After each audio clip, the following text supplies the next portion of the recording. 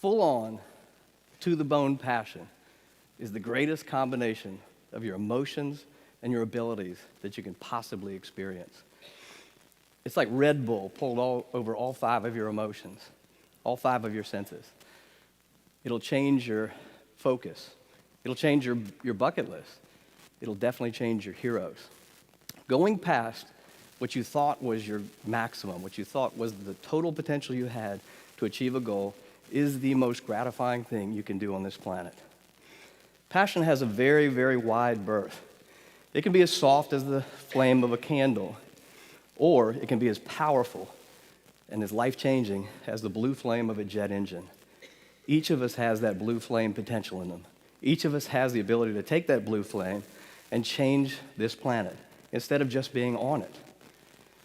To start that, you have to believe one thing that's critical, and fearlessly believe this, that everything is negotiable. You also need to be ready. My flame went from ember to inferno when I saw potential turning into probability, when I saw hope become a reality. A window of opportunity presented itself, and I jumped through it, no regrets. I will never be the same. I had an economics degree from a liberal arts college, which basically means I was qualified to be a professional at nothing, but I could talk for hours about anything as if I were an expert. I got a job with a major bank and was introduced to some of the most amazing, smart business people on this planet. I learned something from every single one of them. The biggest thing I learned was talking the talk. I could talk to CEOs and CFOs and board members. That became invaluable to me later in this story.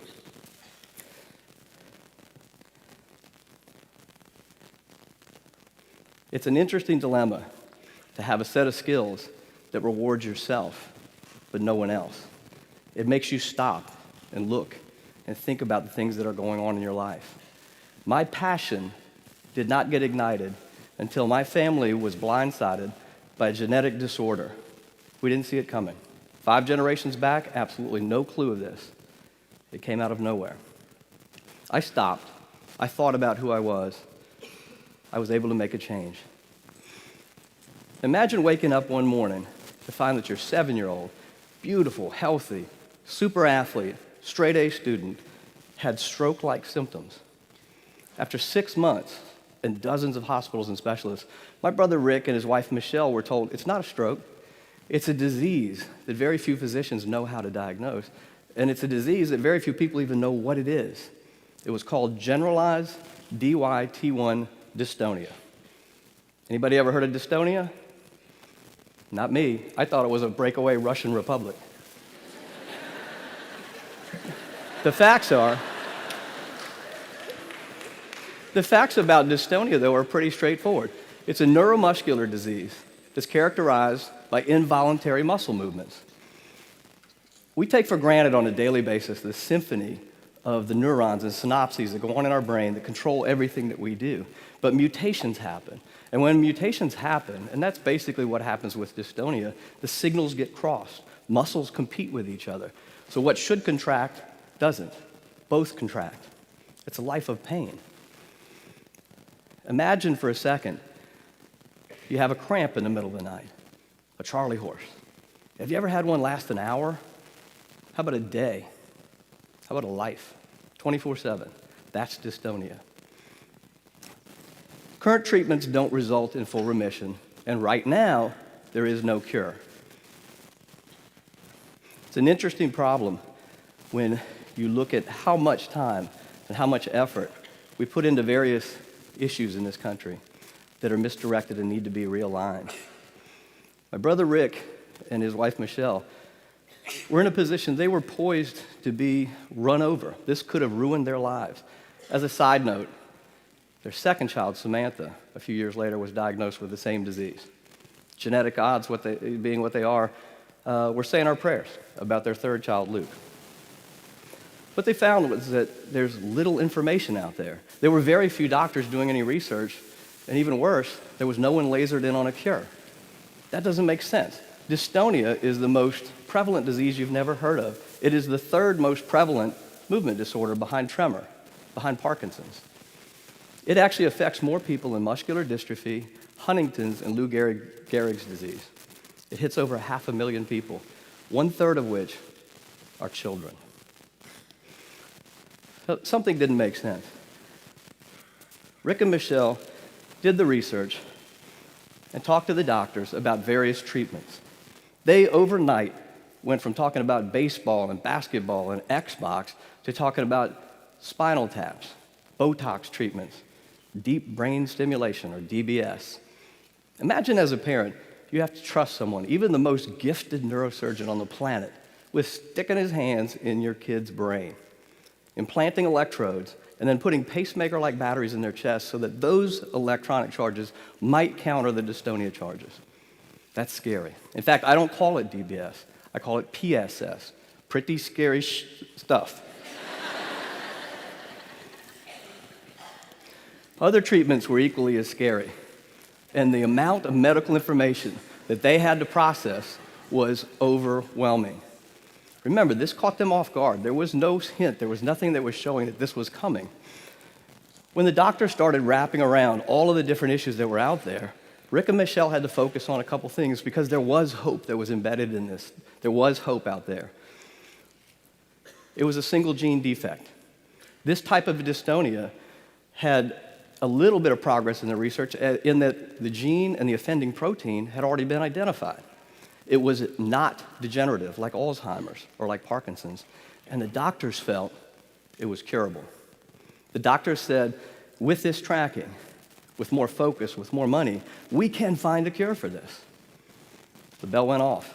It became a simple deal. Finding a cure for DYT1 dystonia is only a function of time and funding. Rick and Michelle were again, poised to be overrun by that, but now they were beginning to get a little angry. Given those statistics, giving all the details that I just gave to you, why were we not, as a planet, hell-bent on finding a cure for this? Why would we not focus on that and get it done? They started doing some research. But before that, I want you to think about something. Now your child has a disease that is curable.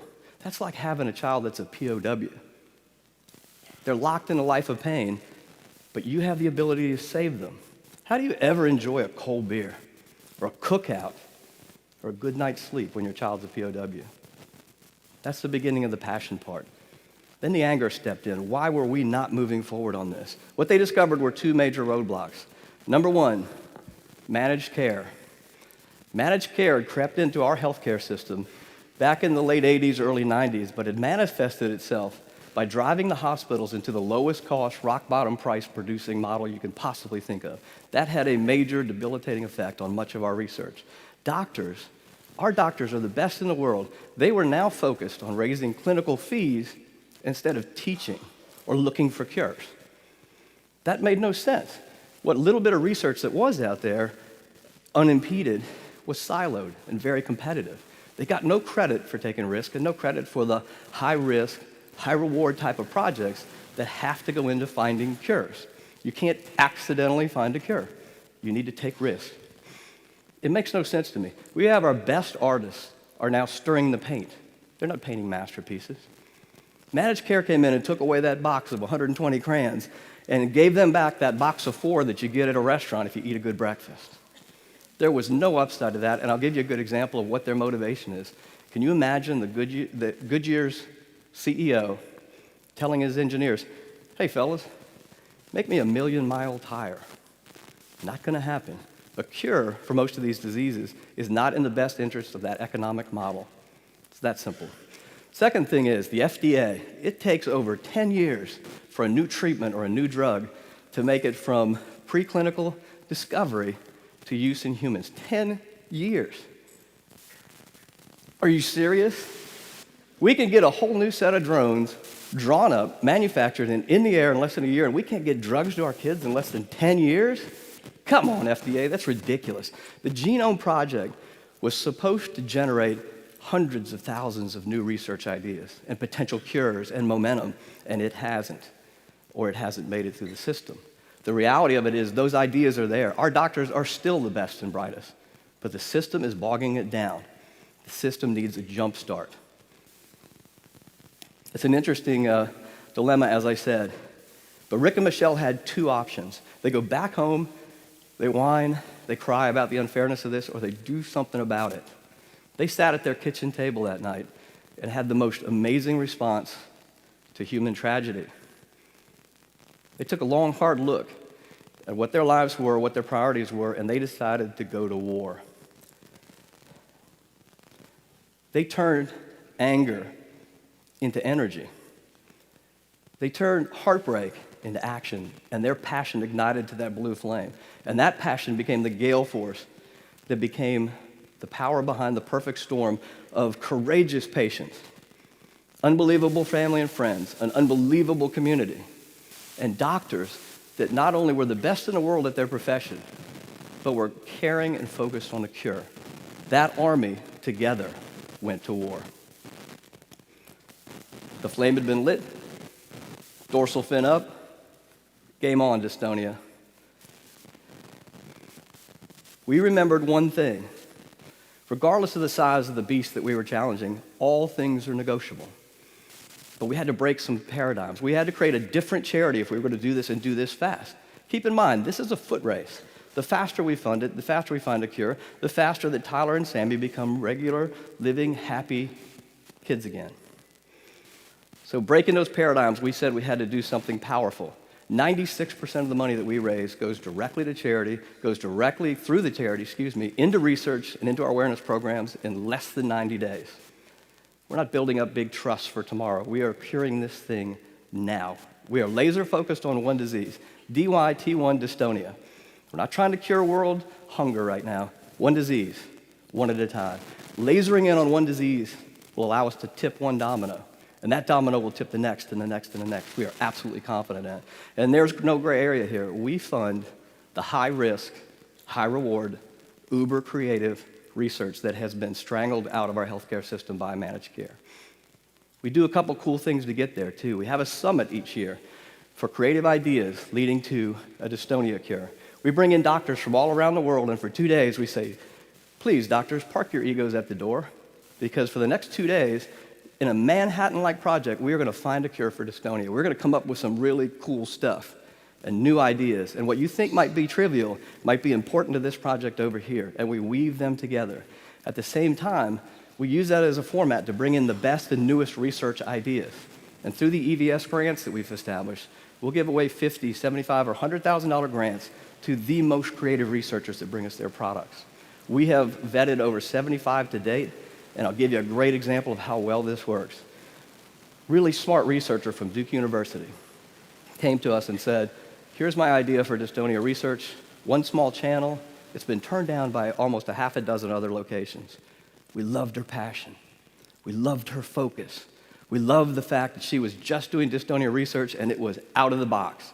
We gave her the $75,000, and 2 years later, she had over $1 million NIH grant applied to it, and she has more momentum in that project than most of the projects we looked at in the first year that we were there. Amazing. Michael J. Fox, Parkinson's worst enemy, said it beautifully. To find a cure, you have to fund a cure. Let me tell you how we make that real. Hand-to-hand combat, from everything from races to golf tournaments to bake sales to events for the kids, we raised over $1 million in cash. We gave,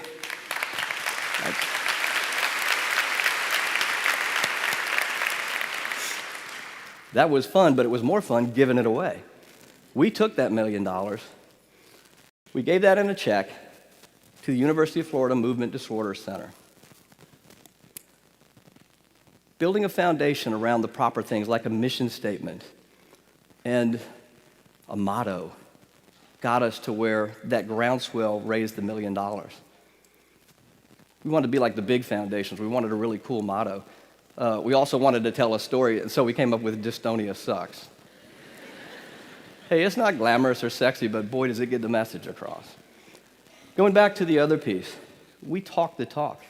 We went out and we met with the people that we needed to raise the capital. And what we found was fascinating. People are very generous and very willing to give if you give them an endpoint, if you give them a reason to do it. They want to be part of a finished product. They're sick of black whole charities that talk a lot but never finish anything. We also discovered that people, in general, were ready to de-bling a little bit. They were a little burned out on the pimp my ride, pimp my house, pimp my pimp society thing that we got going out there. And they really wanted to invest in making the planet better. So I took a new title. I am now the Ambassador of Hope for Major Grants and Gifts. And all those weird skills that I talked about became important because we found that corporations had that same sense. Corporations are having a tough time, but they are willing to fund something that has an end and has a solution if you feel that power. We took that $1 million, and my brother got to take something off of his bucket list. And I encourage each of you to add this to your bucket list after this today. He gave away one of those big checks. Everybody sometime in your life should give away a big check. That's like the greatest feeling in the world. But we gave him $1 million cash, not a trust, cash. And we said, we'll give you another $1 million if you need it. What UF did is they combined that with other projects and went after the #1 dystonia researcher in the world. A doctor named Yu-Kim Lee saw the commitment, saw the passion, saw that this was the path for finding a cure, and he wanted to be a part of that. He moved his entire team to UF and brought with him millions of dollars worth of NIH grants. Our original investment became worth over $6 million. Since he's been here, Dr. Lee has created a specific mouse model that can model DYT1 dystonia so we can look at specific issues and accelerate the cure that way. And now his mice are boldly going where no mouse has gone before. We're doing neat things with that. Keeping in mind, everything we touch, everything as we go along, is negotiable. We don't feel like we have any roadblocks anymore. Tyler's hope is through the first phase. We built the momentum, we have the visibility, we connected the doctors with the best researchers, and that momentum is accelerating at an accelerating pace. We are making true that statement. Finding a cure is just a function of time and money. If you think about it, a lot of what we're doing with dystonia research comes down to one thing: tipping that first domino, working together with these other researchers, doing the things that the big dinosaurs, the big monolith conglomerates are not allowing us to do. For whatever reason, we don't care. The reality of it is, very little money has been spent to date, and very little time has gone into what's been achieved in dystonia research. Just imagine what can happen with a little bit more of both. Now think outside the box for a second. What if each of us did that? What if each of us went on a passion quest and said, I want to jumpstart something? There are dozens of diseases out there that need that kind of jumpstart, just like what we're doing at Dystonia, just like what Rick and Michelle did. There are also hundreds of human experiences that can be elevated with the right pressure, with the right focus. People around the world are not waiting for their governments or corporations or other people to do what's right and lead them to the right path of what they want to achieve. They're taking it themselves. Look at what Felix Baumgartner, the CEO for Red Bull, did recently. Crazy Felix jumped out of a balloon at 24 miles above the earth, but he broke 2 world records: the highest ascent in a balloon and the fastest fall back to earth. 2 world records. And now NASA wants their details. NASA wants to talk to them about their designs. That's fascinating. So don't be afraid of the dinosaurs. Don't let the big Wall Street and healthcare T-Rexes intimidate you at all. Where are dinosaurs now? Smaller, faster, smarter beings replaced them. With the exception of most of our Congress, dinosaurs are gone. You can do...